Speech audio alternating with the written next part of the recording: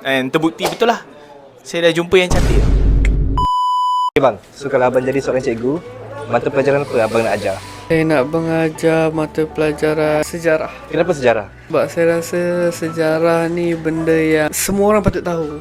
Saya akan cuba ajar geografi. Kenapa geografi? Sebab saya suka peta. Oi, aku jadi cikgu best sebab gaji best kan. Kalau aku nak kerja yang senang sikit, jadi cikgu PJ. Boleh lepak store, sokok.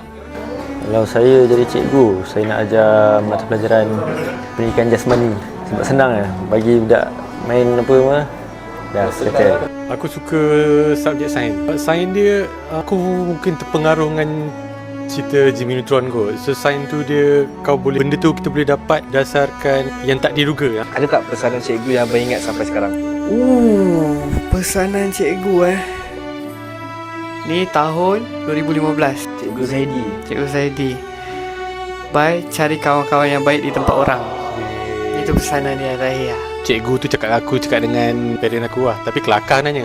Dia macam nak jaga perasaan je kat sebenarnya. Tapi bagi aku tu kata semangat lah. Dia kata macam, Afiq ni dia sebenarnya ada harapan untuk jadi murid harapan. Kau faham tak? Ada harapan untuk jadi murid harapan. Maksudnya dia belum masuk kategori yang cemerlang, tapi dia ada harapan ke arah itu. So Jangan Jangan apa? Jangan ponteng sekolah. Yang saya ingat, cikgu akaun saya, dia pesan buat apa-apa kena usaha, kena doa. Kalau tak ada usaha, doa tak jadi. Cikgu yang saya ingat lah sampai sekarang, jangan bercinta kat sekolah sebab dekat universiti lagi ramai perempuan cantik. And terbukti betul lah, saya dah jumpa yang cantik tu.